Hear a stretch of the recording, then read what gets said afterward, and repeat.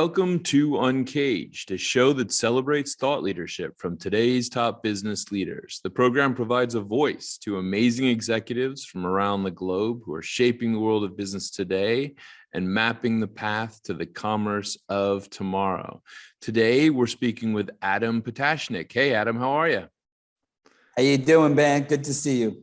It's great to see you, Adam. Adam is the COO at MediaCom. MediaCom is one of the leading global media agencies. He leads the strategic execution of driving excellence and efficiency across all operations of the agency, and it's 1,000+ people in New York, LA, Chicago, and Ann Arbor. And I imagine is in the thick of all of this lovely change we have with these new hybrid working systems. And so I'm sure we'll delve more into that in a second.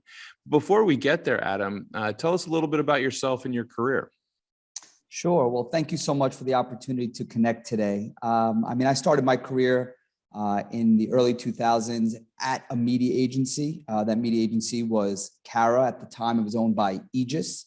Now Cara is one of the largest media agencies in the world, owned by Dentsu. But back then we were like it felt like a small mom and pop shop. The largest account we had at the time was Pfizer Pharmaceuticals. I really learned everything about the media industry growing up on that Pfizer pharmaceutical team. It was some of the best talent, the brightest talent in the industry was all on that Pfizer team. It was like a family. Yeah. We worked together. We helped launch some of the biggest blockbuster pharmaceutical drugs of the time, such as Viagra, Zoloft, Relpax, Zyrtec, Celebrex. So we worked on a lot of big products back then. Those are big media buying accounts right there. Yeah, it was amazing. It was such amazing clients. Such a great team. And that's really where I started. I mean, those are my roots. And I keep in touch with those people today. And those are a lot of my mentors who are really coming off the back of that business in the early 2000s. From there, I worked on some other pieces of business at Cara. And then I got a phone call to join Group M, and that was MediaCom. And that was after about four and a half years at Cara. I joined MediaCom in 2006. I worked on a variety of accounts, a lot of different categories and verticals. And then we won the Dell business. And that's really where I started to, find out, the power of media and the power of sort of direct response advertising. Dell is a leader in sort of on-demand, creating that on-demand product based on consumer demand. And we really helped to transform that business. I worked as an account supervisor, account director, global media director, and then I ran the business in North America on the Dell business. All throughout my time at MediaCom, I was always fascinated and wanted to get involved in new business or helping to acquire new accounts.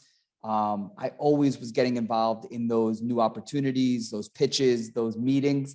And with that, more and more opportunities came my way at MediaCom, working on a variety of different accounts throughout my time. From there, I wound up being the head of new business at MediaCom for many years, helping MediaCom become one of the fastest growing agencies in the U.S. and the winningest agency in the U.S. for many years.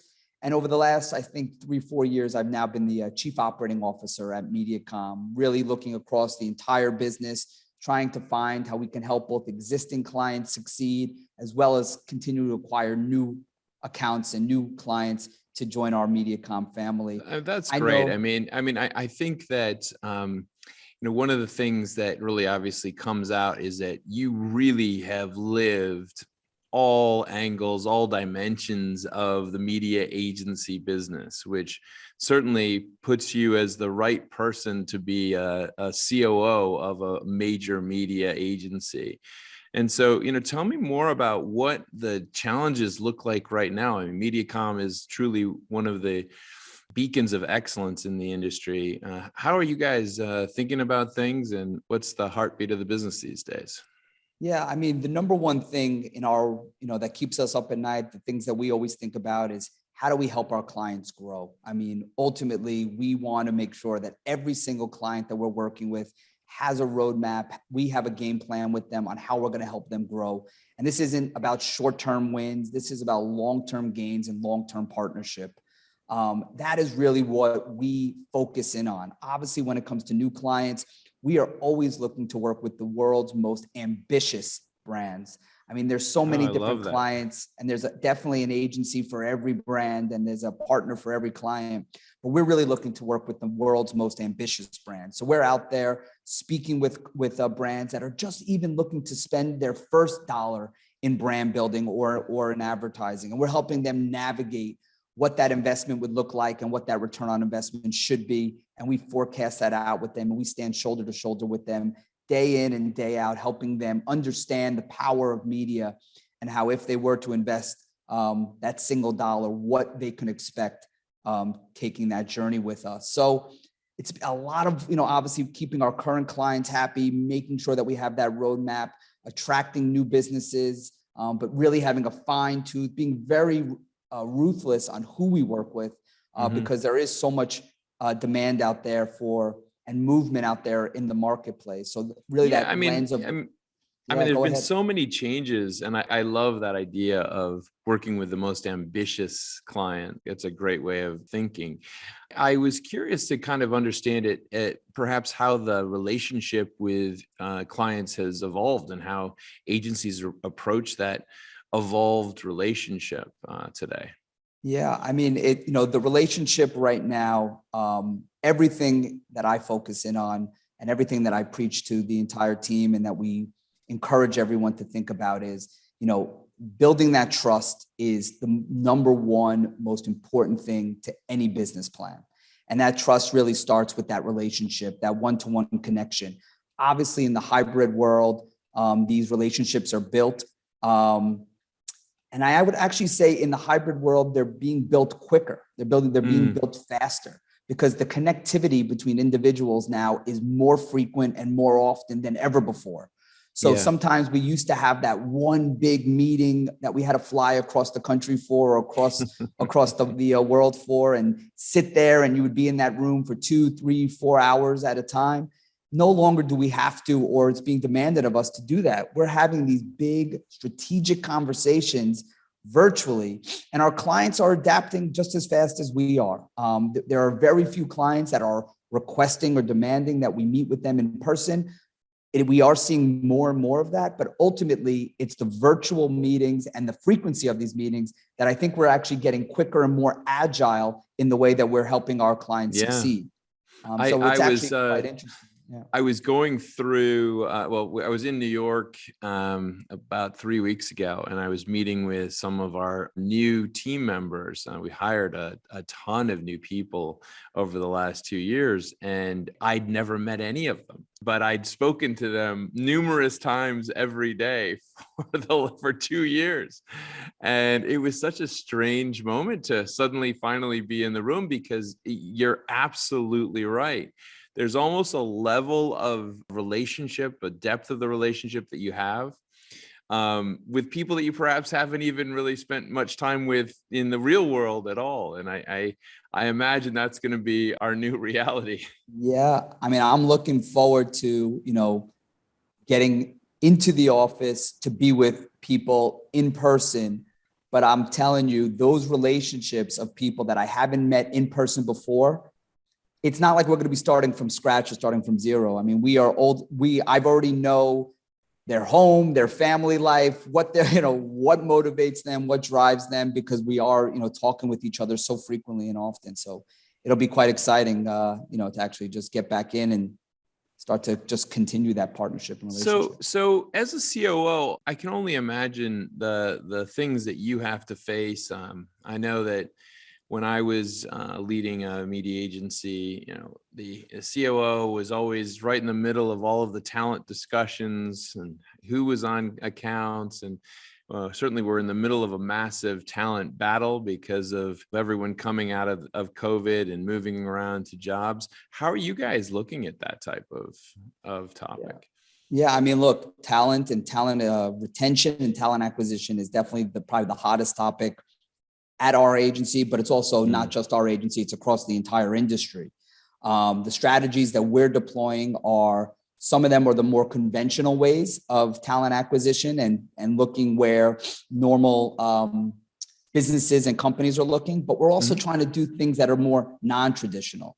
One of those things are that we're going to be launching our first ever MediaCom marketing campaign to try to acquire new talent and to try to attract that's great. the best talent to a MediaCom. So it's not anything a media agency has actually ever done, but we're going to do it in a very non-traditional way. You won't just see ads on LinkedIn or Monster or Indeed. We're going to really look to go to obviously unique media channels and spaces and try to be as personalized and relevant to each individual that we think could be a new family member of ours at MediaCom. Yeah. So I really like that. I really like that. I'm a big believer that that whatever industry you're in, it's important to, I worked at Ogilvy early on in my career, and I remember we all had to read all of his books. And one of the things that he preached was, if you work with a company, you probably should be buying their products. And, the same thing with kind of, if you work in a media company, you probably should be using media for your own company. Yeah, that's actually, no, it's actually quite hilarious, because the reality is we're making media campaigns, communications plans for the world's leading brands and leading products in the world. And we said to ourselves, why aren't we doing this for ourselves? Yeah. So that'll be launching before the end of this year. And we're super excited to see the results of that. That's excellent. So let's change gears a little bit and talk about this moment that we're living through. It's been a challenge to figure out how to work over the last 18 months. And I'd just be curious to see how you guys have evolved through the challenges and what your plans are coming out of that. Yeah, no, we don't have all the answers. That's number one. And we're trying to survey and speak with every single employee to make sure that we're doing what's best down to the individual level. We are going to allow and we are going to encourage everyone to have full flexibility in the ways of working. And the ways of working will be modified potentially down to the individual, but definitely within the team environment. So one account or one department may work in one way, and another account and another team in another city might work another way. This is something that we're not going to 0 to 100 overnight. Our office has been open. We have been making it available to our employees for much of 2021. But you're starting to see more and more people use the office, the physical office space, as a place to congregate, meet, get away, and conduct business. So we're going to allow for individuals to work with their team members, decide what works best for them. I'm going to probably say that you'll probably see people in the office starting early November, maybe 2-3 days a week max. But ultimately, we're hoping to see a gradual progression back to the office. We have an unbelievable collaborative environment, but we do understand that the situation and the circumstances change very quickly, and they aren't the same city to city or even county to county across this country. So what we want to do is we want to make sure that every individual knows that we fully support them and their decisions on how they want to work. But we are encouraging individuals to come back to the office a few days a week and to have a coordinated effort with their core team that they work with. Yeah, I completely understand that. I mean, getting that balance right is going to be an evolving and ever-changing equation over the next couple of months, if not years, for sure. We found the same thing where our teams in Europe actually were very keen to get back to the office. I think they are just used to working in a very collaborative way, and they like to have lunch together and things like that. And whereas I think our U.S. teams were very, very comfortable with the virtual structure, and perhaps that commute back into the big bad city was something that they wanted to avoid. So. Yeah, it's actually quite interesting. Obviously, different geographies and ways of travel. But look, the way of virtual working and hybrid working, that is now, it's not a thing of the past. We will evolve. We will continue to use this as a tool to communicate with our clients, our colleagues, and obviously even friends and family across the world. So I think this is important for us to really embrace the beauty of virtual working and hybrid working. And then the question just becomes, what is the right balance? And when can we strike the right balance? And at the end of the day, it's going to be dictated, at least in our points of view, down to the individual level, just to make sure that everybody knows that they have that flexibility. Completely. So Adam, I mean, we're coming to the end of the year here, moving into 2022. When you guys look forward, what's on the docket? What are the key things that you see shaping the industry next year?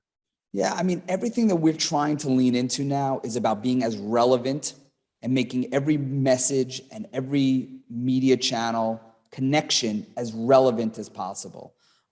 We have very much been scaling up our creative team. We've built out a team of over 70 individuals across the globe that are delivering phenomenal content that is more relevant than just a normal 30-second TV ad that is generally speaking being produced by the creative agencies. And the reason why we're able to lean into the creativity and making things more relevant is our access to data and the audience insights we could derive from it to then inform the messages and put those out to the audiences. So we're doing some phenomenal work in content and creativity.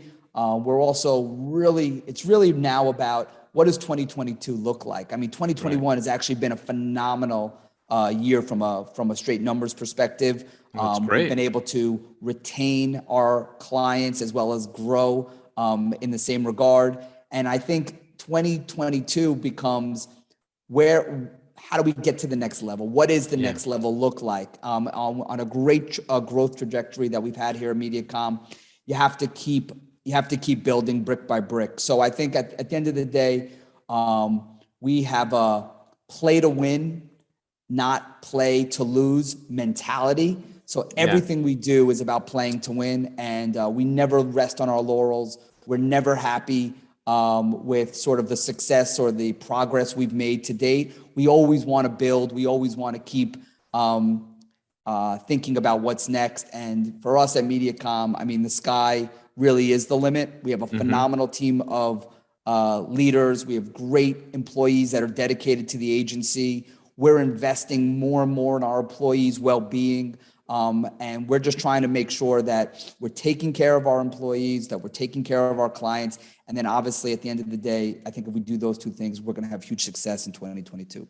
Absolutely. Well, I mean, I am a big fan of MediaComs. I've been a fan of MediaComs for years. I used to love the MediaCom team in the UK. I just thought they were truly one of the best media agencies anywhere in the world. And I've seen the growth and the evolution of the team in the US to be a true powerhouse of, I'd say, kind of data inspired creative solutions for ambitious clients. There we go. That's it. So trying to get it all in there. Well, Adam, if someone wanted to reach out to you, where would they find you? Yeah, I mean, I'll give you first my email address. It's Adam, A-D-A-M, .Potashnick, P as in Peter, O-T-A-S-H-N-I-C-K @mediacom.com. And you can email me anytime, or you can connect with me on LinkedIn. But ultimately, I am very quick to respond. So if anyone ever reaches out, you will have likely a response from me within seconds. Be ready. Be ready. Yep. Excellent. Well, Adam, thank you so much for being on UNCAGED today. We've been speaking with Adam Potashnick. He's the COO at MediaCom. MediaCom is one of the leading media agencies in the world. He leads the strategic execution of driving excellence and efficiency across all the operations of the U.S. agency, and it's 1,000+ people in New York, LA, Chicago, and Ann Arbor.